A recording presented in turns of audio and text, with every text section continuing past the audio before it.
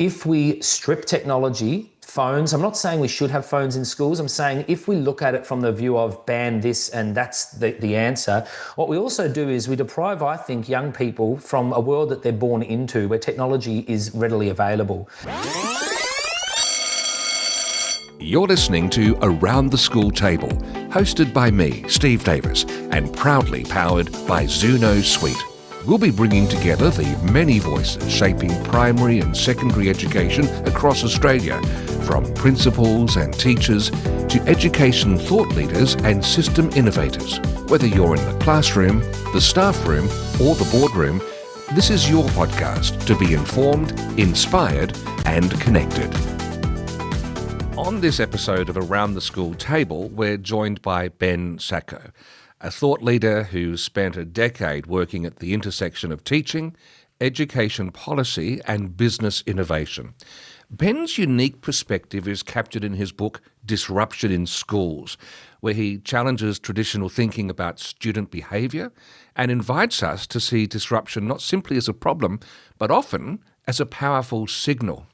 Now, from his early days in the classroom to encounters with EdTech pioneers, Ben's developed a keen sense for questioning the status quo and translating cutting-edge research into practical strategies. And today he'll be sharing insights that urge us to look beyond surface-level solutions, hopefully sparking some dialogue on empathy, accountability, and the real roots of creating safe, connected school communities. So if you're ready to rethink disruption and reimagine what schools can be, this should be a conversation you won't want to miss.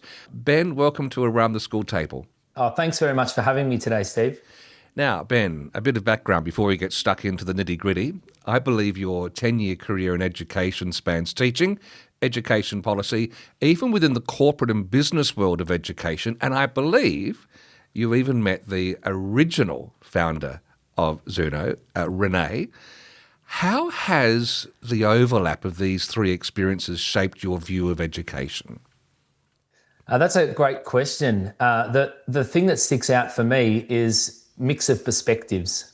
Having so much exposure to different ways of doing things and learning the efficient ways and learning the not so efficient ways and playing in that space of how we create a quality education system across Australia. Now let's turn to your book, Disruption in Schools. You explore how most student disruptions stem from one of three causes. There's intentional choices, personal challenges, or survival-related factors. Can you elaborate on these for us? Yeah, absolutely. In a lot of the work that I've been a part of, we see young people that behave a certain way. At times, it's suggested that they are problem behaviours and they're problem children. And what I've tried to develop through working with some amazing, incredible people across Australia in this space is that if a young person makes an intentional choice to behave in a disruptive way, not a dysregulated way, but in a disruptive way, we have to own that situation together as a teacher, as a child in the class. And actually, there are going to be behaviour outcome pathways. So meaning if a child intentionally throws a chair or swears at a pupil, there are naturally going to be consequences for intentional choices. And that's something I really feel we need to respect in society and in classrooms. But there are other things that happen for young people, like presenting issues, a point in time where they're hit with adversity, the loss of a family pet, the separation of parents, just an adverse experience in society that doesn't have a traumatic effect, but does have a point in time impact on their ability to function well. And so we want to respond to that in classrooms differently to just dishing consequences for what would be intentional choices to misbehave, right? The third one is survival-related factors, which I look at the book about the biological components, how our genetic makeup, who we are as human beings, our fight or flight. In complex trauma cases or adverse childhood experience cases where we're impacted largely due to significant challenges in our life, it changes the way the body and the brain works, and we need to respond very differently as teachers to those young people. So the goal is to try and determine which one of those three they might be best representing and then go from there. Okay, well, we'll take that as the foundation, ready for the rest of our conversation, really. Now, many educators, they're trained to view disruption as disrespect. And it's thought that, some teachers have tickets on themselves and think that students aren't going to learn without them. But the question that you raised for me is disruption in schools a problem or a signal? And how can we shift the narrative and perhaps build some empathy without losing accountability? Absolutely. So I believe in non-intrusive accountability. I talk about that in the book, which is the concept of holding ourselves and others accountable, but in a way where we're still supporting each other through that. And we're not being focused on blame game. And if you didn't do that, this wouldn't have happened. It's not helpful for how we feel when we look at our sense of safety and relational trust in the conversations to improve a situation. But disruptions to me can be that a fire drill plays out at a school. I mean, that's a disruption to learning, one we plan for to train and teach kids how to respond in that situation. I argue that we should be doing more of that in general in life and help teachers kind of play with this space of preventative measure thinking. Let's help kids understand when things happen, we can choose how we respond to it, and we can learn from the challenges that might come from a misaligned response, but it's definitely not always a negative thing, disruption. It can save us. Lifeguards need to get everyone out of the water when there's a shark. The disruption is the shark, but it saves us from getting hurt. It's not all bad. And that's the way I kind of look at this in the work I do. That's just a really fascinating reframing of the fire drill, I must say. Yeah, correct. I mean, I ran some of those as a deputy principal, and it always fascinated me that young people comply in those situations when we train them how to do it. But there are young people that still in those moments, they play out in their fight or flight. For some, their fire drill signal and siren is really alarming, and they kick into survival mode. That's years ago, that's what started to get me thinking about how we support people in understanding human behaviour and leverage that a little bit. But if you think about it, it's almost like a form of vaccination. If you get to experience what it's like when your fight or flight is firing, that's the purpose of it, so that next time maybe we can modify that reaction. Yeah. See, Steve, you got it in one. Exactly. Modify it, respond to minimise the impact when something of an adverse nature hits, because life has adversities that hit. Yeah. Now, in your work, you've drawn from cognitive, behavioural and neurobiological research. What's one insight from that research that you think every classroom teacher should understand? A powerful question there. Watch this space, but I think in the current climate of what we're talking about nationally with what's the best approach, what works best, what I would argue, like a lot of what I talk about in the book, is create the conditions for psychological, physiological and environmental safety. Couple that with capability and competence of the person in the room, the educator, and then we can start to deliver in our explicit instruction or in our guided practice. But get the conditions right, motivate kids and learn what motivates them, and we've got ourselves a really great opportunity to teach. Actually, following on from that, can you explain this push into explicit teaching, which is related to the why, the how and the what of learning? Yeah, look, when I get asked this question, I guess I get better at answering it myself. There's people refer to things sometimes, the wars, the great wars going on. I think it's really sad that we're creating a one or two ways of doing things and we fight for our way. Education is not only more nuanced than that, but when we're talking about human beings and the kids we get to educate, influence, shape lives around these environments, it doesn't help anyone when we sort of suggest that we want to attack one way or the other. What I look at is explicit teaching is a really great opportunity to do things in segmented ways and to layer as we go, incrementally building capability of our kids, their knowledge and application. But, and the big but that I would argue is without the right conditions, I talk about we have young people and teachers sitting below a stress line. If we're stressed, we're going to look at ways to de-stress. And that might be for a child to leave the room and go and play in the playground. And we're about to do an explicit teaching reading lesson. For that child, they need that dysregulation regulated. So leaving the room or doing something in the room in the moment might support them. So I do look at that, creating the conditions conditions. When the conditions are right, explicit teaching as a strategy will work, of course. But I definitely argue that explicit teaching is not solely the way that we get kids succeeding in everything that we want them to succeed in. Biology and the body, brain, it's all really important things I talk about in the book, of course. Is there a way to just paint a picture? Like, what's a geography lesson today, or an English lesson today, or a math lesson today without explicit teaching like, compared to when explicit teaching is at the fore? What does it look different? Does it sound different? No, I would argue this. It doesn't look and sound different, because what I would argue is it's actually about the teacher and their approach to teaching. So the idea around explicit teaching and the connection to how we want to access the working memory of a child, right? And that's all wonderful. But if a child is stressed or a teacher is stressed, there's limitations to that working memory because they're in the fight or flight, right? They're in the response mode. So if a teacher in explicit teaching is saying, all right, everybody, this is the reading passage we're reading. We're going to do some decoding. We're going to break down this. All of that works well in a sequence of events for teaching. But for teachers that aren't explicitly teaching, they might be focusing more on relationship building, safety, establishing connection with their kids, and then they plug into explicit teaching when they know their kids are hooked. The kids say, this teacher's amazing. I come to school for Mr. Sacco, or I come to school for Mrs. D, or Sir or Ma'am, and that's where we actually start to build, I think, the explicit teaching piece once the relationship is strong and connection is really powerfully there and visible. Thank you. Good morning. Selamat pagi. Kalimera. Buongiorno. Magandang 좋은 umaga. 아침이에요. Want to make sure every parent feels connected and informed, no matter what language they speak? Communication just got easier. With Xuno's multi-language feature, you can now connect with parents in over 130 languages, automatically translated, instantly understood, whether it's reminders, updates, or celebrations. Families receive your message in their preferred language, with no extra steps from you, no confusion, just clear communication. Every time.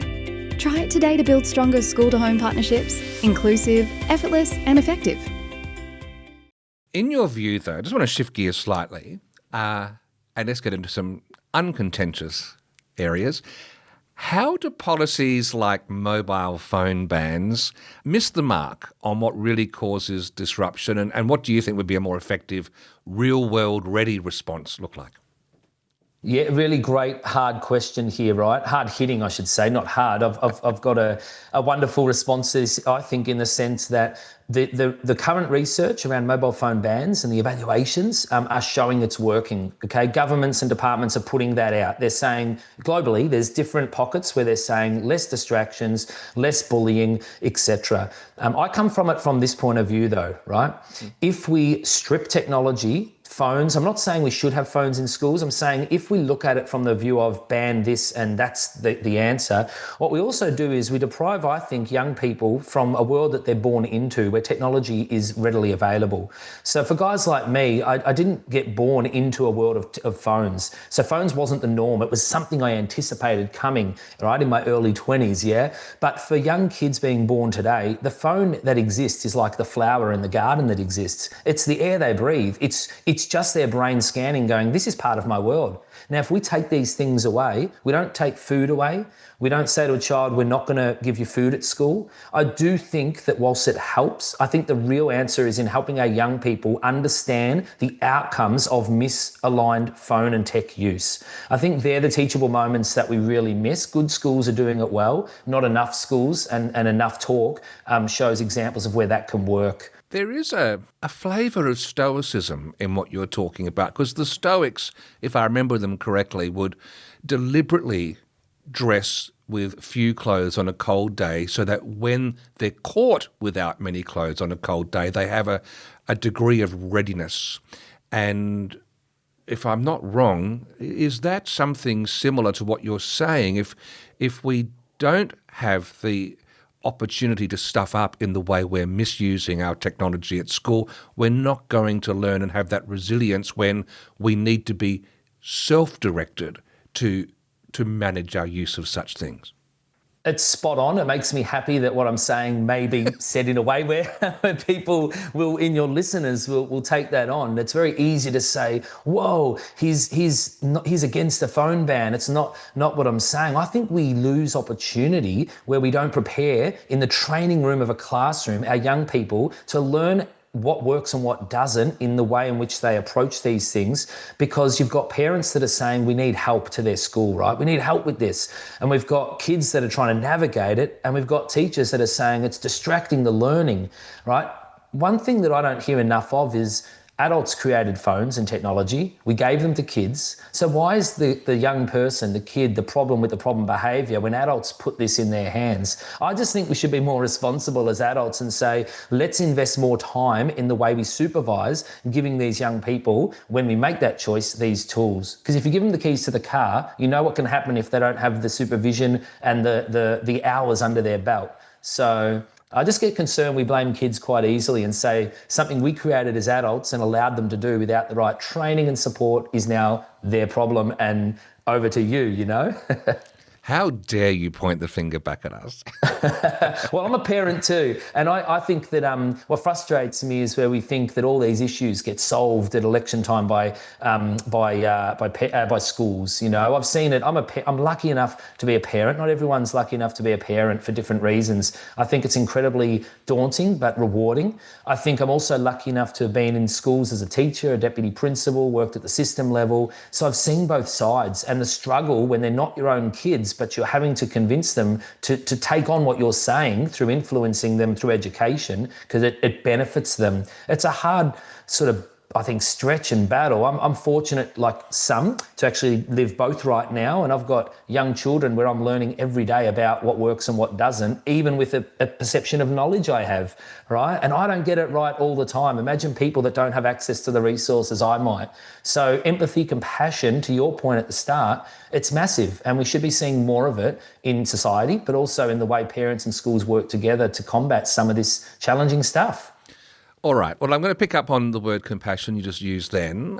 You talk a lot about the importance of making students feel, and staff as well, feel safe, feel valued, and feel connected.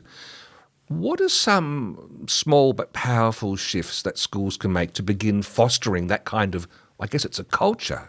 Yeah, it's a culture. It's a culture of honesty and a culture, classic case, where if teachers feel uncomfortable taking days off work when they're sick or they've got to care for someone, that we have a culture where that's not something that makes a teacher feel uncomfortable, that leaders are creating open environments for their staff to actually say, I'm not with it today. I've got some challenges. I won't be great for the kids. I won't be great for myself. I need some space. In other industries, you take an RDO or you take a sick day. You don't think twice in a lot of industries. Maybe in hospitality, if you're the lone chef, you worry about the impact on the cafe, right? And it might be having a null situation of not a lot of customers. So all of a sudden, you feel you can't leave in that moment. But in education, I feel we've got so much flexibility in the sense that if a teacher needs the time out, we've got to get more creative because we can in what that looks like so that we get the most out of our teachers, but we support the days where it's not working for them because we're all human. I think leaders have a large role in creating that culture of respect and transparency in the way we build that. And I'm not saying we don't have that. I'm just saying that I think it's if teachers feel it's a compassionate workplace that they can work at, that transference into their classroom is really powerful for kids. They see and feel the same kind of elements of respect and trust and openness, safety. I just think it's powerful, that synergy that comes from all those sort of levels. So in that situation you're talking about, I guess what you're doing is you're shining a light on that as being something really fundamentally important to teaching about and learning about the culture as opposed to the provisional workaround to get by when someone can't be at work that day. Yes, correct, right? Let's again, it comes back down to let's plan for how we respond to those moments and build the culture. I mean, sporting teams do it all the time. You hear coaches say, we trained for this, you know. Some people think that of me, of others, oh, you always worry, you're always planning for the worst. Actually, in crisis management, you plan for all the worst scenarios that could happen. Now, you hope none of them happen, but if they do, you're ready for it. You can't predict everything, but you can definitely plan for safety and care and environments where we minimise harm when it happens. And in the case of teachers, they want as much teaching time as possible. So let's plan for minimising disruptions, but not through punitive, compliance-driven, my way or the highway kind of approaches. I think we're better than that. I actually believe we're better than that. And I'll always argue that we are better than that. And we should be striving for excellence. We ask that of our kids. Do we ask that of ourselves as the leaders in the classrooms? Yeah, it just tweaked for me that it was only in the last week or so. Caitlin Clark is a very famous basketballer in America, and she was out for her team through injury. And in the aftermatch, they did say, well, we love it when she's there, but we plan for when she's not. Right, it's spot on. And for those listeners that say, wow, we get compared in education to medicine, and now we're getting compared to sport. It's the principles that are the same here. It's team effort all the way.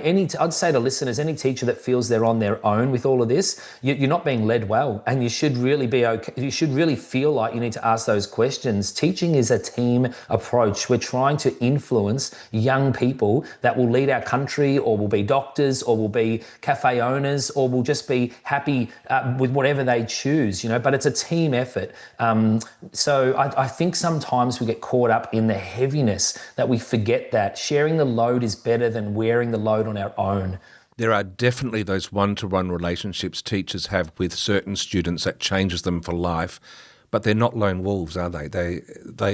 It's like when those teams run out on the field and they're there in the pack and off they go. Yeah. It's a sense of that I sense that you're calling us to tap into, not exclusively, but as part of it.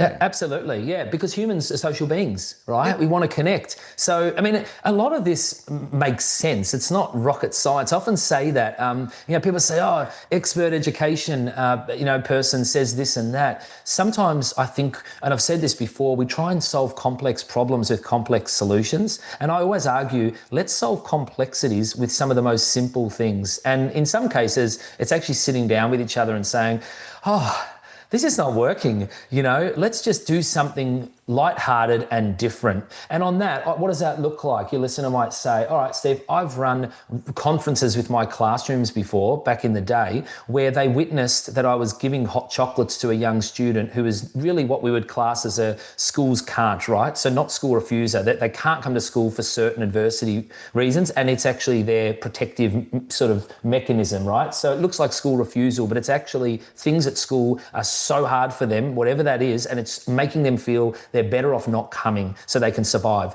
And to bring this young person in, I said, let's have like hot chocolate morning, right? Send letters out to parents, do all the checks on that, of course. We're going back 16 years on this. And I had one student come to me, I won't forget it, in a 5-6 classroom, say, why do you do that for him, not for me or for us? And I thought, wow, your sense of social justice, let's do this. And we had a conversation in a circle, we chatted, and what they all taught me in that moment, right? We all have needs, Mr. Sacco, they said, and you've got to meet us at all those needs. For me, it's not a hot chocolate, but it might just be that you say more to me, how are you doing? And I realized then, wow, what looks like I'm trying to help one student, but they all have needs, and they asked of me, find out what they are. Now, never once did I say, who are you to tell me this? I actually realized that's my in. And that's what shaped a lot of my experience and what's said in this book. I taught to the needs. I didn't teach to my ideas of what good teaching looks like 100% of the time. Loving it. I just love the way you reframe things that we take for granted, and you make us look at them afresh. Appreciate that. Yes. Ben, now you wrote the book for leaders, for teachers, for parents, and for policymakers. I want to take them one at a time and ask you this question. What's the toughest truth each of these groups need to face if we're serious about reducing behavioural incidents? Would there be a different truth for each of those groups, or is there a fundamental truth that applies to them all? Do you know what? I think the approach would be different for each of those groups, but we're focusing on the same core thing. So let's start with that. The core thing here is to create learning environments where teachers can teach and feel they're successful, and young people can learn and feel that they're successful. We all want that. We want happy, healthy, connected young people, but we also need happy, healthy, and want teachers and professionals in the field.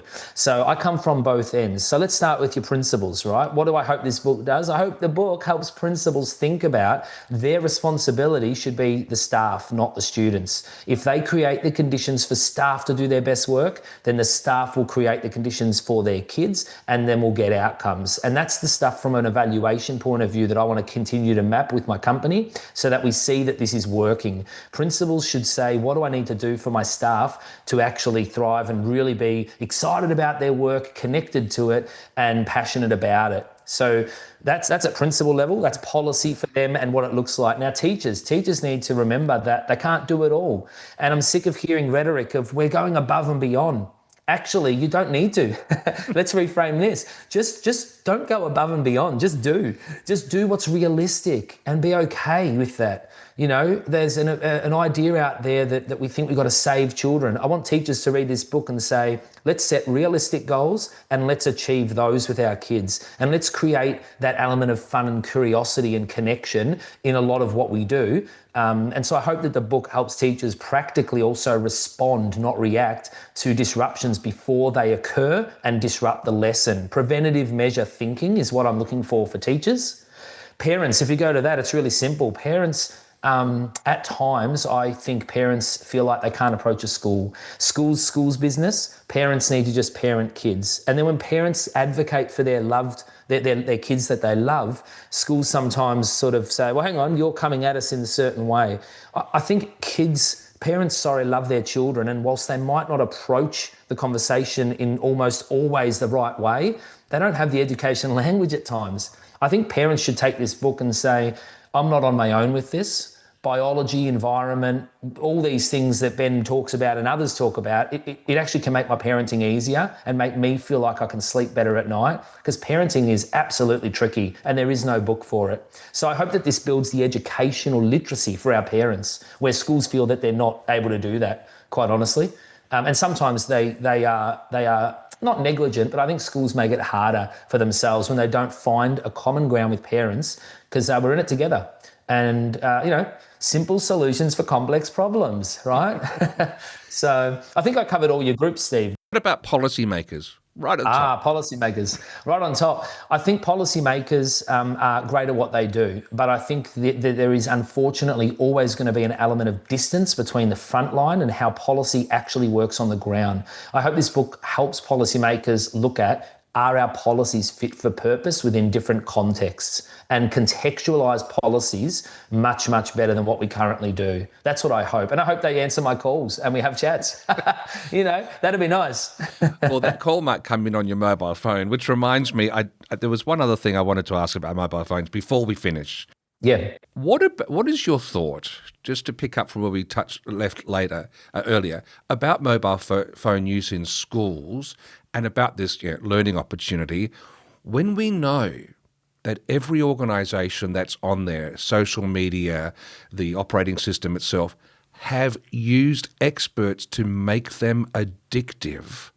It is playing with fire. It's dealing with reality. Can you leave us with some final thoughts on that, just so you don't get off with just easy questions?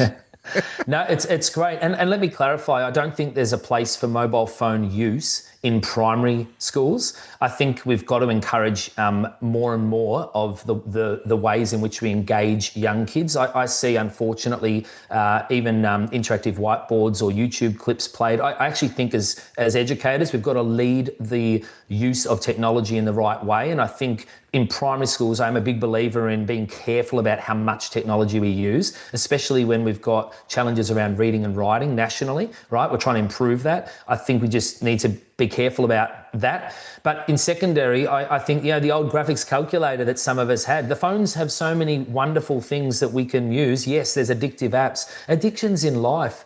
I eat a whole packet of Tim Tams. How's that for your listeners? In one sitting, the 13 in one. I can't just not eat them. I enjoy it. But what I do is I try not to buy it as often. I have the willpower to not buy as often, but once I buy it, and there's chocolate lovers out there listening, they'll know what it's like. I think addiction is interesting in the sense that we don't possibly teach young people how to be more addicted to learning that's off a phone. So and teachers use phones in school class time. I've seen it. I just think we send the wrong messages, right? Again, let's move away from blaming young people and actually have a conversation around what conditions are we creating so a child is so engaged in the learning they don't need to be on a phone. Not to mention, the conversation around have we sought student voice around the way in which the phone can work for them. Quick example, some kids use earpods to do some quiet listening on things as they're developing their PowerPoints, Year 11 classes. If we start banning all these tools and resources available, I wonder what that would mean from a disengagement point of view. So I think we just got to be really clever about how we use technology, supervise it. But yes, I do also believe there's a place for some of the restrictions, as well. Yeah, well, that is the hot chocolate analogy all over again. There are some students who just need that little bit of background music so they can focus, so they can feel safe, whereas others might not. Again, I'm throwing a spanner. And for people that say, but how does it look? What does it look like? Okay, that's where you talk. You talk outside of this. I mean, that's the great thing about these conversations. Let's make sure we're showing examples of how it works. It can work. And it's exciting to see when it does work and teachers feel happy and want to stay in the job and kids want to go to school. Isn't that what we all want, at every level? So I'm proud to be a part of the work and be seen as someone who contributes to a better Australian, education. The book is called Disruption in Schools, and Ben Sacco, thank you very much for being part of Around the School Table. Thanks for having me, Steve.